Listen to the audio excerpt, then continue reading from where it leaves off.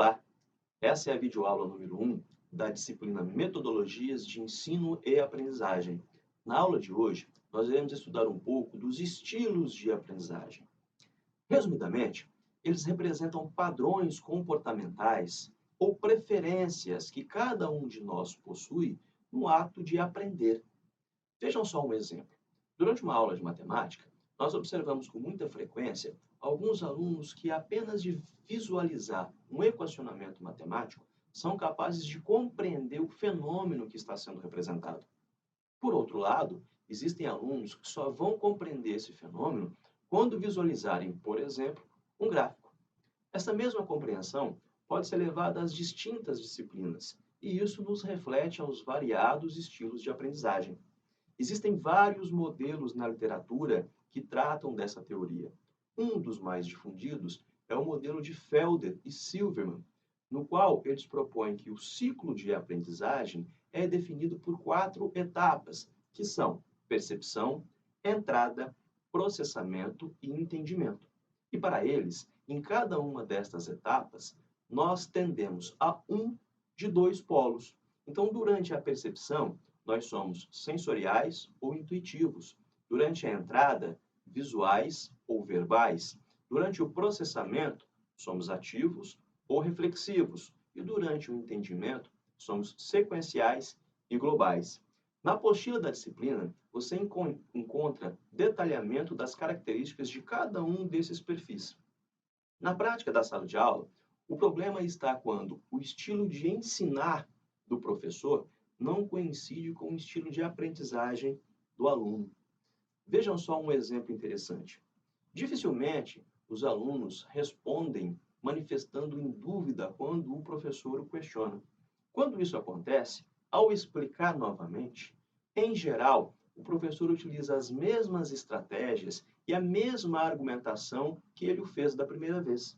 Se nós estivermos diante de um problema de incompatibilidade de estilos de aprendizagem, há uma chance muito grande de que o aluno não compreenda novamente. E, em raras ocasiões, ele vai dizer isso.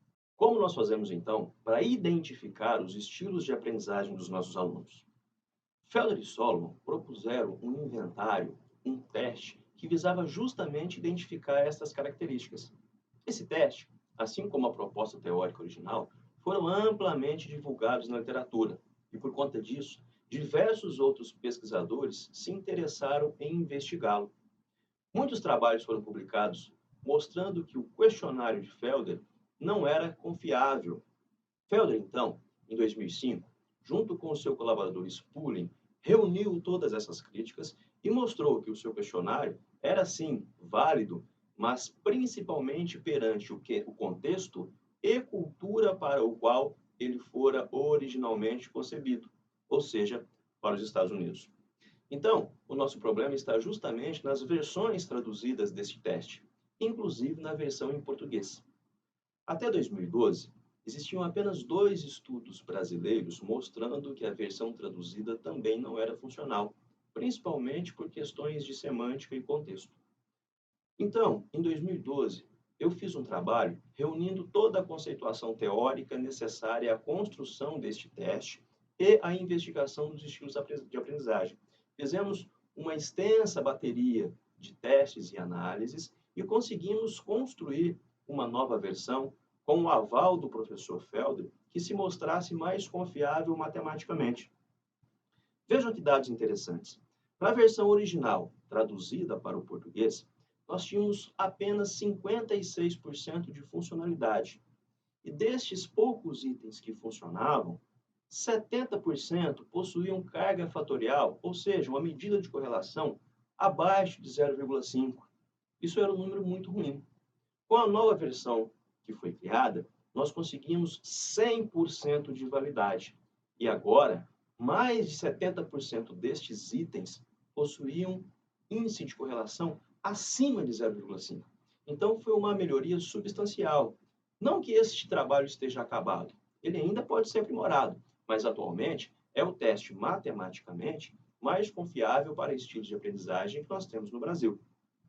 Além dos problemas contextuais e de semântica, nós tínhamos uma hipótese de que a extensão do teste original gerava cansaço. porque ele era composto por 44 perguntas e isso podia influenciar o seu resultado. Eu costumo fazer uma analogia dizendo que isso aí é como o dilema do mineiro. O mineiro faz o seu queijo e quanto mais queijo, mais buraco. Quanto mais buraco, menos queijo. Ou seja, quanto mais queijo, menos queijo. É claro que é uma brincadeira, mas isso também se refletia no nosso questionário. Quanto mais perguntas, melhor seria a mensuração do perfil individual. Porém, quanto mais perguntas, mais sujeito ao cansaço e a respostas aleatórias o respondente estava. Isso poderia prejudicar o resultado. Enfim, nós criamos uma versão reduzida que possui 20 perguntas apenas e que é verificada matematicamente. Não que isso nos traga um indicador infalível do comportamento, afinal de contas, o comportamento humano é muito complexo, mas ele pode nos revelar tendências dos nossos alunos. O que eu posso fazer, então, com esse teste? Duas coisas. Primeiro delas, alternância em tempo real das estratégias de ensino na ocorrência de dúvidas dos alunos. Ao conhecer essa teoria, o professor torna-se mais flexível e ele consegue variar melhor os seus métodos, as suas estratégias e os seus argumentos na sala de aula, para evitar aquele problema que comentamos no início da aula. Segundo, um planejamento didático de médio e longo prazo, incluindo o exercício de habilidades não naturais. Veja bem, o fato de nós termos naturalmente algumas preferências que se relacionam às nossas habilidades, não quer dizer que nós não podemos e não devemos desenvolver habilidades diferentes. Na verdade, vários autores defendem que o melhor estilo de aprendizagem é aquele mais equilibrado, pois isso propicia mais sucesso profissional. Então, nós podemos planejar a nossa aula, o nosso curso, a nossa escola, de modo a exercitar habilidades diferentes daquelas que os nossos alunos possuem. Claro que é preciso uma sensibilidade muito aguçada para encontrar um limiar que separa a desmotivação do aluno por não compreender o conteúdo com o exercício de uma habilidade diferente daquela que ele possui. Então, quando eu chego nesse ponto, o ideal seria promover, então, a adaptação de estilos de aprendizagem para que ele possa compreender o conteúdo, mas ainda assim ter exercitada alguma habilidade diferente. Prova disso é um depoimento que o próprio Gardner fez em 1995. Se uma fraqueza é identificada precocemente, existe a chance de cuidarmos disso antes que seja tarde demais e de planejarmos maneiras alternativas de ensino ou de compensarmos uma área importante de capacidade. Ou seja, conhecer a teoria dos estilos de aprendizagem pode nos possibilitar muitas variações na prática e no planejamento didático. Por fim, eu recomendo que você faça a leitura de todos os textos complementares indicados na apostila. Eles irão melhorar muito a sua compreensão a esse respeito. Bons estudos!